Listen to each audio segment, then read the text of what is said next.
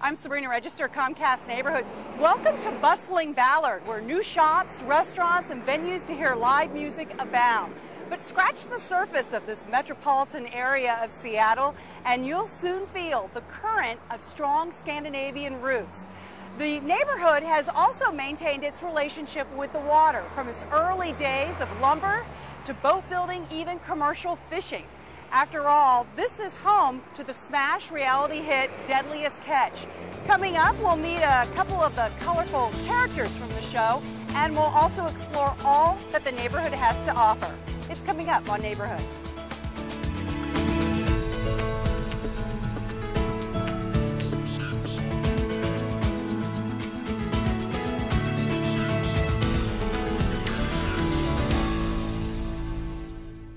Whether it's a Tuesday or a Saturday, morning or after hours, Ballard is teeming with people and activity. Hard to believe this neighborhood once looked like this. Ballard was a dense forest, covered in dense forest before it was started to be settled after the 1850s. So you know, just imagine nothing but trees here. Trees that spelled opportunity for the newly incorporated city of Ballard. It utilized the natural resource, and just before the turn of the 20th century, earned the nickname Shingle Mill Capital of the World, boasting close to 20 mills along the Salmon Bay shoreline. Actually, the Scandinavians came and settled in this area, but there were only about a third of the people that settled this area were Scandinavians. But they brought their culture with it and kept it thriving. In 1907, Ballard was annexed to Seattle, but the community maintained its Nordic newcomers. There's so much more to Ballard's rich history, and these plaques, erected by Ballard Historical Society, are located along Ballard Avenue and make a self-guided tour easy and enjoyable.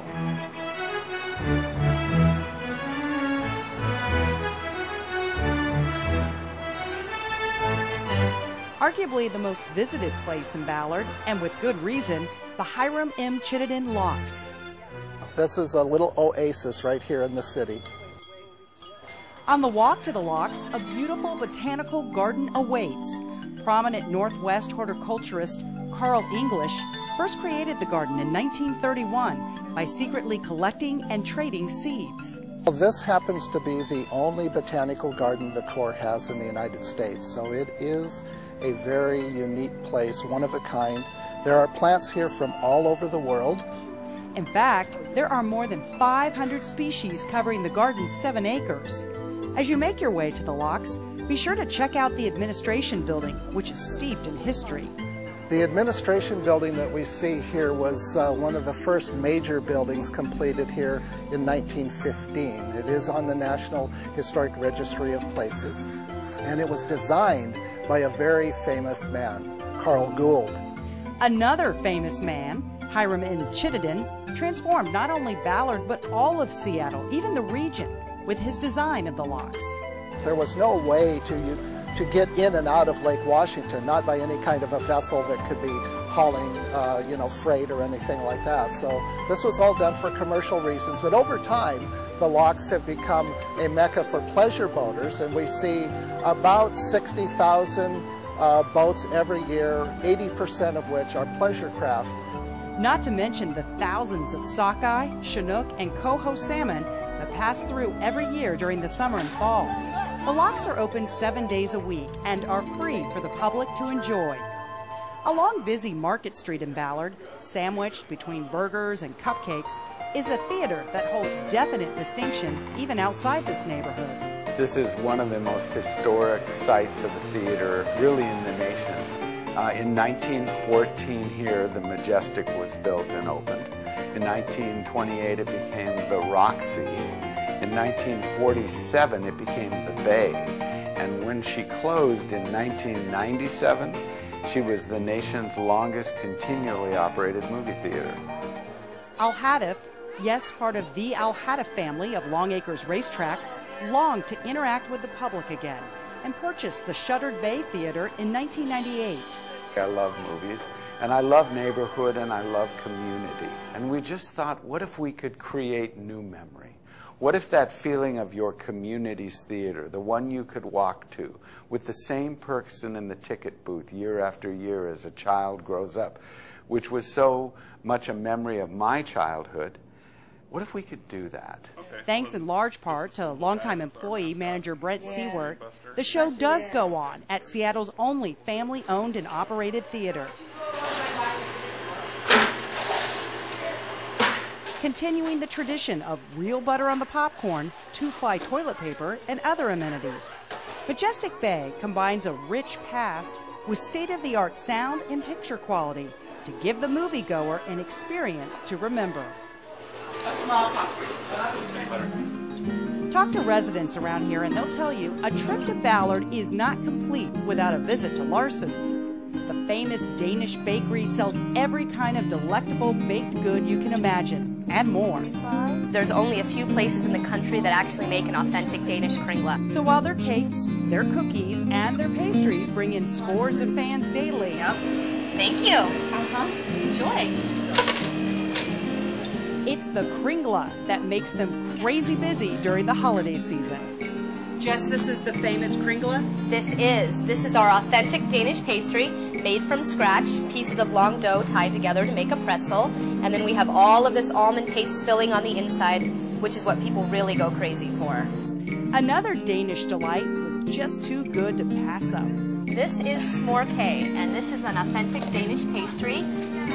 It's also called Seven Sisters, which is what the translation is for the 7 little rolls in here, and it's made of almond paste, custard, and raisin with icing on top.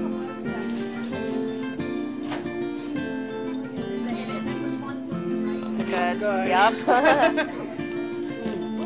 Delicious. If you're looking for some history to complement your Danish pastry, head to the Nordic Heritage Museum, tucked away on a quiet residential street. But it's not just Danish heritage highlighted here. The origins actually go back before the World's Fair in '62. There was a Nordic festival that was established here in Seattle, and it was kind of a congregation of many Scandinavian and Nordic organizations. Norwegians, Swedes, Danes, Finns, and Icelanders were getting together once a year for a 2- or 3-day festival in Kilsjö. There grew out of that a need for a community center and a desire for a museum. The only pan-Nordic museum of its kind in the country. The space is huge, allowing the museum to devote a full floor to the arrival at Ellis Island and Points West. The museum is unique because we have a collection of over 50,000 objects that relate to the immigrant experience, but we also have a very active exhibition and community outreach program schedule that deals with contemporary Scandinavian, contemporary Nordic issues, as well as heritage and immigration. So we're very unique in the U.S. Make sure you wander through the extensive folk art collection on the 2nd floor. And on the 3rd floor, a room that pays tribute to each Nordic country. The museum also showcases Nordic American artists. A wonderful set of galleries on the 2nd floor that have contemporary exhibitions and visiting exhibitions. We have a very robust program of bringing in exhibitions from Scandinavia for the audience here to enjoy. An audience that's about 50,000 strong annually. Come see what you're missing. Ballard's connection to the water runs deep, as any fisherman will tell you. Crab fishermen from the hit reality show Deadliest Catch know these waters well as they journey each year to the rough swells of Alaska. One of the hardest things to do is learn to stand up in bad weather. I mean, till you learn to get sea legs, it's hard to work in bad weather. And you spend a couple of weeks on a boat, you got muscles you never knew you had. Sore in places you never knew you could get sore. While Hendricks thinks the show has drifted a bit, he recalls that first season and says Hollywood couldn't have written a better script. That first year, it was kind of amazing, you know. All our worst nightmares as seamen actually happened that first year. I mean, fires and us being in the show, that Terry that went on the Shaman was a personal friend of ours, so you actually had Larry crying. And I mean, all that stuff was real. It just happened, you know. Travis Arquette, featured on seasons 4 and 5, remembers his first days aboard the North American. Crab fishermen are not teachers. They are very, very poor at teaching people what to do. So you ask, what do I do? And all you get is, you know, a bunch of cuss words and, you know, probably something thrown at you. A self-professed thrill seeker, Arquette says the job tests not only your strength, but your courage. If you were to paint a picture of it, it would just be like a dark black canvas. Like it was, you know, it's scary. Pitch black, hurricane, can't see anybody, and you're hanging on and you're halfway in the water, and all the pots go goo, goo, goo, goo, goo. They're all coming down, so you can't put your fingers in, it'll chop your fingers off. And it was one of those moments where you're like, well, that's it. I'm toast. Despite the dangers, Arquette says the adventure and the camaraderie always bring him back. Ballard is busy with people and with places. See for yourself what adventure awaits. For Neighborhoods, I'm Sabrina Register.